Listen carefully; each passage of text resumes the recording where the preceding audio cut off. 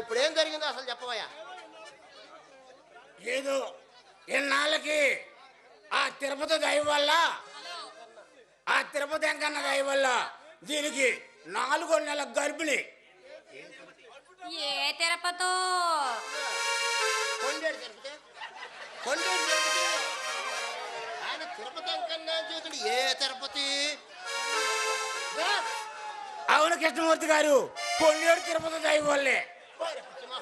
తిరుపతి వెంకన్నరా దరిద్రుడా, ఇంత పిచ్చి మహోడు ఎట్లా దొరికాడే నీకు అసలు?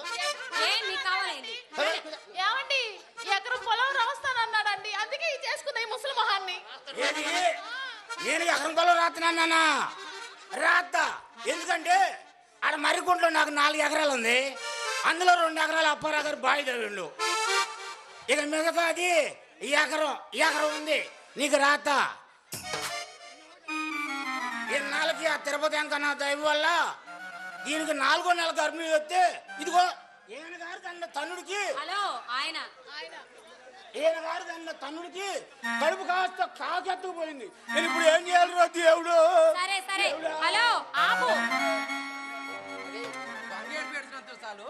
నాకు కొత్త ల్యాప్టాప్ కొని, లేకపోతే నీ సంగతి చూస్తా. అదేం కుదరదు. దాని కడుపు రావడానికి ఎన్ని మొక్కులు మొక్కాను, ఎన్ని పొర్లు దండాలు పెట్టాను. ఇటు చూడు, మొక్కులు మొక్కితే కడుపులు రావు నాన్న. మరి ఎట్లమ్మా? ఓరి పిచ్చి నాయాలా, సమాధానం చెయ్యాలి. సమాధానం చెయ్యాలా? ఓహో, సమాధానం చేయాలి. నాకు తెలియదులే, మీరు చెప్పారుగా. నీకు తెలియపోతే ఇక్కడ చాలా మంది ఉన్నారు. ఏమండి సమాధానం అంటే ఏంది మీరన్నా చెబుతారా? సమాధానం చేశా, కష్టపడ్డా, చెమట వచ్చా, నా కష్టం అంతా వ్యర్థమైపోయింది.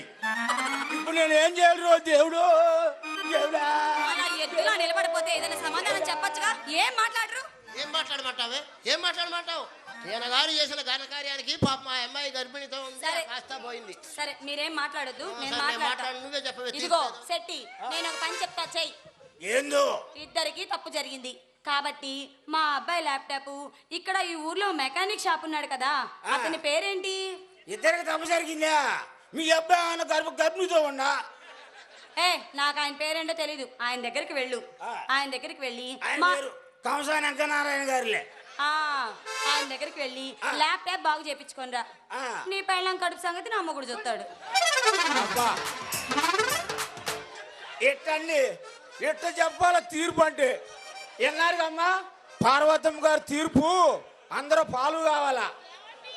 ఏందండి నీకు ఓకేనా?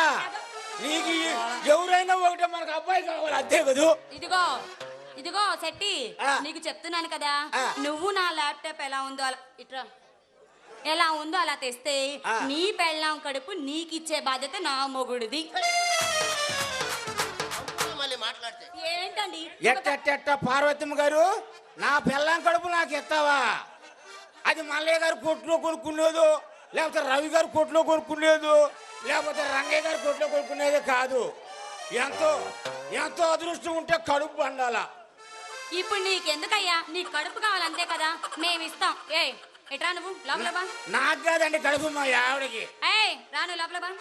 ఇదిగో నువ్వు వెళ్ళవయ్యా మెకానిక్ షాప్ కి. నీకు ఇష్టమేనా అమ్మాయా? నీకు ఇష్టమేనా? మరి ఇంకెందుకు వెళ్ళు. రూపాయలు నేను ఇస్తా గానీ ఆమె హాస్పిటల్లో తీసుకెళ్ళి మంచిగా చూపించు. అయినా నువ్వు డాక్టర్ దగ్గర చూపించకుండా ఎక్కడికెందుకు తీసుకొచ్చావయ్యా? చూపించాను కృష్ణమూర్తి గారు, అన్ని టెస్టులు చూపించాను. పన్ను డాక్టర్ గారి దగ్గర చూపించా, బాజీ డాక్టర్ గారి దగ్గర చూపించా, కోట డాక్టర్ దగ్గర చూపించా, ఆఖరికి రాజు గారి దగ్గర చూపించా, రాయనోదల డాక్టర్ గారి దగ్గర చూపించా, పశువు డాక్టర్ గారి దగ్గర కూడా చూపించా. బిల్లు ఎంత అయింది?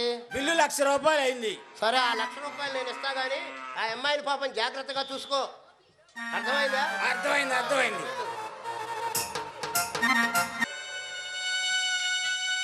చందమామ లాంటి దానా